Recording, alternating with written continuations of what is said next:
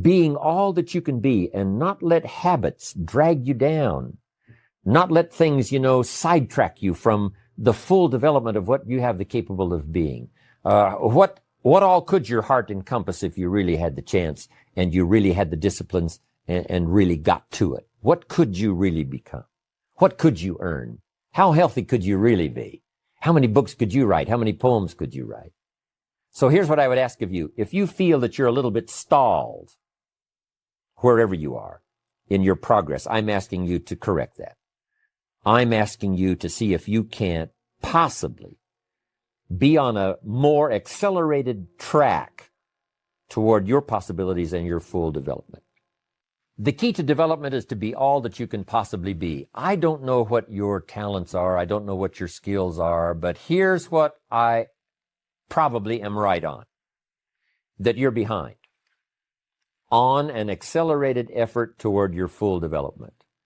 Here's what life is all about: to become all that we can possibly be.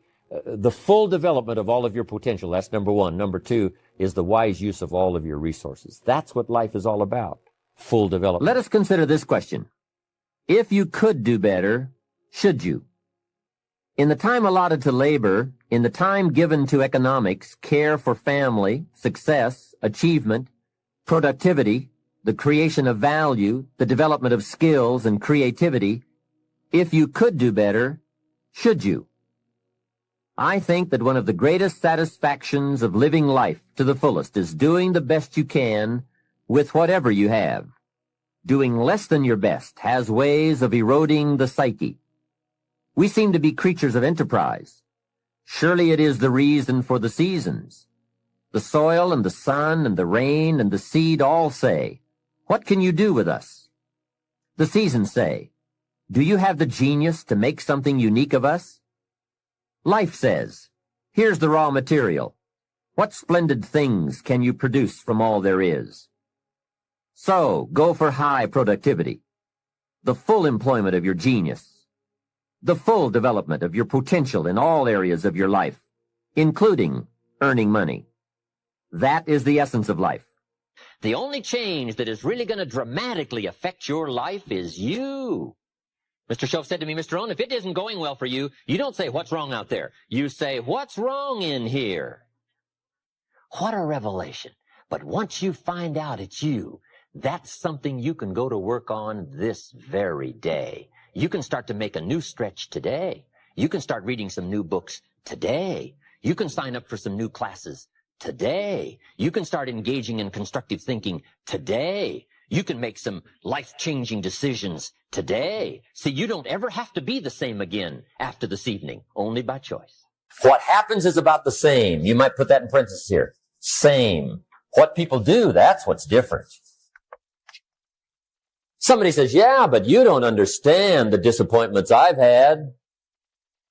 Come on. Everybody's had their share. Disappointments are not special gifts reserved for the poor. Everybody has them. The difference is what you do about it. So here's one of the key questions of the evening. Starting tomorrow, what are you going to do that'll make a change in your life's direction? Now, see, if you don't do something starting tomorrow that'll make a difference, guess what? It's gonna be the same. And see, that way you can guess what the next 5 years are gonna be like. Look at the last 5. Because the next 5 are gonna be like the last 5 unless you, major key, tomorrow, change it all. Or change a little, or change something, or don't change. It's choice time. You can do whatever you want. But it's nice to know any day you wish you can change your whole life. And now there's several ways to do that. The first subject he called personal development. We must learn from personal experience. Pretty simple. Learn from what happens to you. Take a look back over the last few months. Did you make some mistakes? How could you correct those for the future? Take a look back over the last year. Have you done it right or done it wrong? Let's correct it for the next year. Mr. Sholf asked me when I first met him, he said, "Mr. Rohn, how are you doing? You've been out there now 6 years." And I said, "I'm not doing very well." He said, "I suggest you not do that anymore." What a simple, swift analysis to my situation. He said, "If you keep doing it, the next 6 years will be like the last 6. You don't want that to happen. Let's make the changes." So learn from your personal experience. Second, other people's experiences. That's me, other people.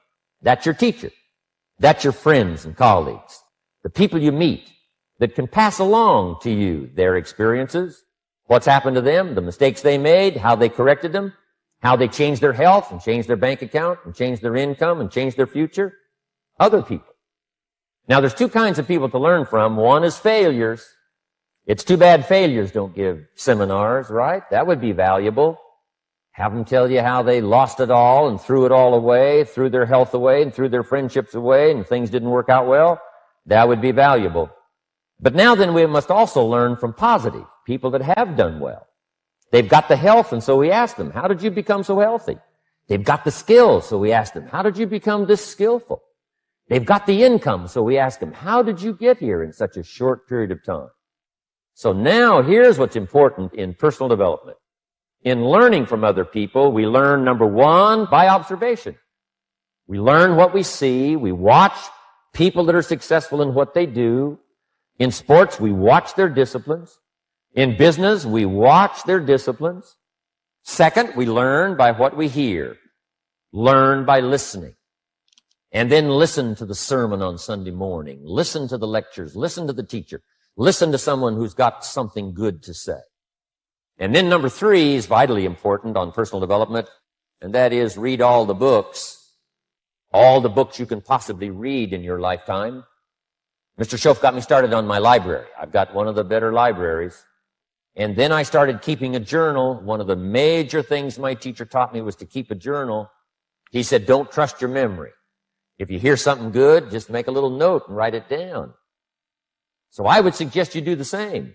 Things that impress you, a poem that impresses you.